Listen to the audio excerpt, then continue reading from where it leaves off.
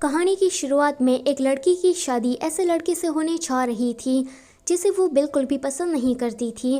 वो लड़की सबके सामने कहती है कि उसे ये शादी नहीं करनी है। उसका दूल्हा उसका हाथ पकड़ने के लिए चाहता है। तभी ही उस लड़की का लवर आकर कहता है कि ये मेरी वुमन है, इसे टच करने की तुम्हारी हिम्मत भी कैसे हुई। अपने लवर को देखकर वो लड़की उसे जल्दी से हक कर लेती है। दूल्हे से ये देखा नहीं चाहता कि उसकी दुल्हन शादी वाले दिन ही किसी और को हक कर रही है। वो गुस्से में आकर अपनी ही दुल्हन को मार डालता है। वो लड़की मरते हुए कहती है कि मुझे पता नहीं था कि हमारा एंड कुछ इस तरह से होगा। 120 दिन जो मैंने तुम्हारे साथ इस दुनिया में बिताए वो मेरी जिंदगी के सबसे अनमोल दिन थे। मैं उस दिन को कभी नहीं भूल सकती जब तुम मुझसे पहली बार मिले थे। मैं इस टाइमलाइन की नहीं हूँ, लेकिन मैं चाहती हूँ कि मैं अपनी अगली जिंदगी में तुम्हारे साथ रह सकूँ। इतना कहकर उस लड़की की मौत वहीं पर ही हो जाती है। फिर हम 120 दिन पहले का सीन देखते हैं। वो लड़की अभी मॉडर्न ज़माने में थी एंड वो एक मेडिकल स्टूडेंट थी। वो अभी यूनिवर्सिटी में लेक्चर अटेंड कर रही थी एंड लेक्चर को सुनते सुनते ही वो सो जाती है। उसकी वॉच अचानक से ही अपने आप चलने लगती है एंड उस वॉच के जरिए वो लड़की पुराने ज़माने में पहुंच जाती है। वो वॉच कहती है कि मेरा नाम जियो है एंड अभी तुम शांग एम्पायर में हो। तुम्हारे कैरेक्टर का नाम सिनहोंग है और तुमने अपने चेहरे को पूरी तरीके से बिगाड़ दिया है ताकि लोग तुम पर ज्यादा ध्यान ना दे। लेकिन यूनहेंग जो कि सेकंड प्रिंस है, उसकी नजर तुम पर पड़ जाती है। यूहेंग वही लड़का है जो शुरुआत में दुल्हा बना था। जियो उसे आगे की कहानी सुनाते हुए कहती है कि यूहेंग जब तुम्हें अपने स्टडी पार्टनर के रूप में चूज करेगा तो ये सब कुछ एक लड़की फेयू से देखा नहीं जाएगा एंड वो तुमसे छलने लगेगी। फेयू इस छलन के मारे तुम्हें काफी इंसल्ट और फ्रेम करने की कोशिश करेगी, तो तुम्हें उससे बचना है। तो ये था तुम्हारा कैरेक्टर, क्या तुम इससे सेटिस्फाइड हो? तो वो कहती है कि सेटिस्फाइड माय फुट, मुझे जल्दी से अपनी दुनिया में वापस भेजो। जियो कहती है कि अब ये तो नहीं हो सकता, तुम्हें यहाँ पर 120 दिन तक रहना पड़ेगा। इन 120 दिनों में तुम्हें पेशेंट का इलाज करना होगा। अगर तुमने ऐसा नहीं किया तो तुम इस शांग एम्पायर में हमेशा हमेशा के लिए फंसी रह जाओगी। इतना कहकर जियो गायब हो जाती है।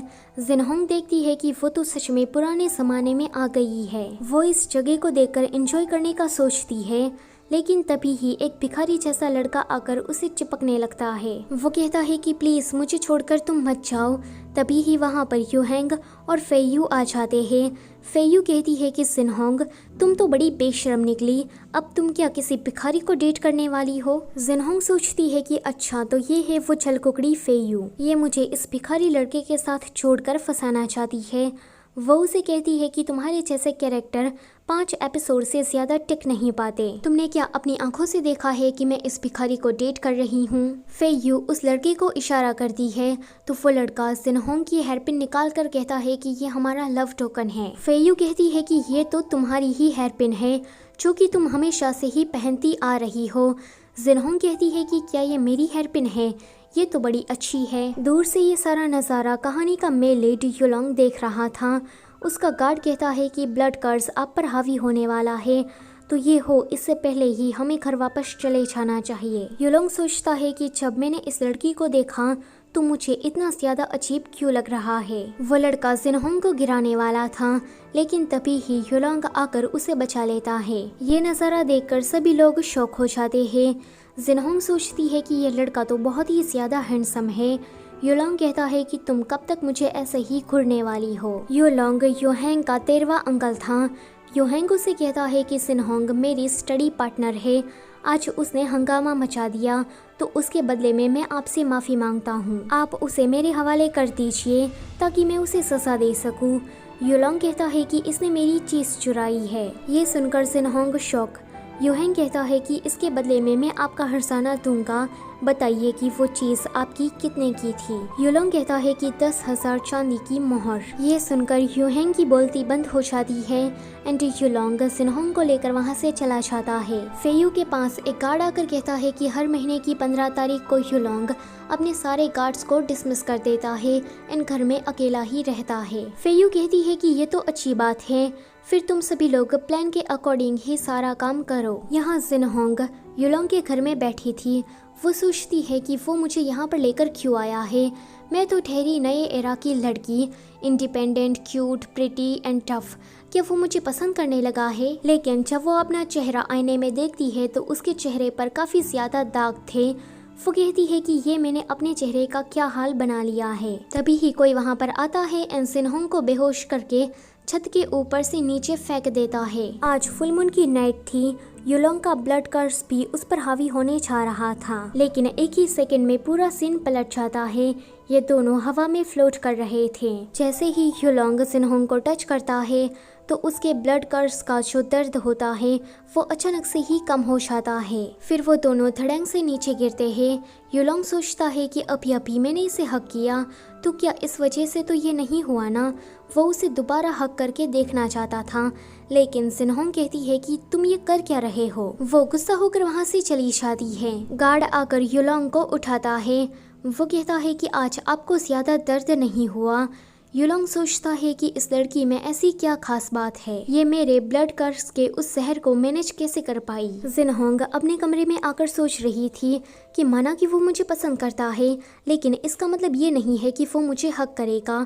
ऊपर से वो कितना ज़्यादा अजीब है। थोड़ी देर के बाद वहाँ पर युलोंग आता है। तब तक सिन्होंग सो चुकी थी। उसने सोने से पहले अपना चेहरा अच्छी तरीके से साफ कर लिया था। युलोंग उसके साफ चेहरे को देखकर कहता है कि अच्छा, तो ये है तुम्हारा रियल फेस। तुम ऐसा करके मेरा अटेंशन खींचने की ट्राई कर रही हो।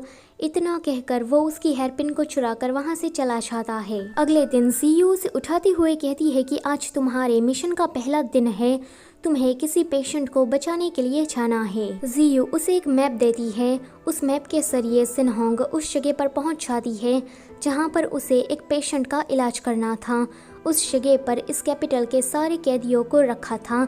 इसका मतलब ये है कि ये जगह कोई जेल से कम नहीं है। जीयू उसे कहती है कि इस पूरी जगह को संभालने का काम फेबाई करता है। लोग तो उसे डेविल भी कहते हैं, तो तुम जरा उसे संभल कर रहना। सिन्होंग कहती है कि वो तो बस एक यूनुक है, मुझे उससे डरने की क्या जरूरत है। तभी ही वहाँ पर कहानी के सेकंड में लेड फेबाई की एंट्री होती है। वो कहता है कि तुम्हें अंदर आने की परमिशन नहीं है, तुम यहाँ से वापस चली जाओ। सिन्होंग कहती है कि मुझे यहाँ पर किसी से मिलना है। तो वो कहता है कि क्यों। सिन्होंग कहती है कि मुझे यहाँ पर लॉर्ड वॉर ने बुलाया है। लॉर्ड वॉर युलोंग का दूसरा नाम है। फेबाई कहता है कि लॉर्ड वॉर ने तुम्हें यहाँ पर भेजा है, तो मैं लॉर्ड वॉर की इज्जत करूंगा। इतना कहकर वो उसे अंदर लेकर जाता है।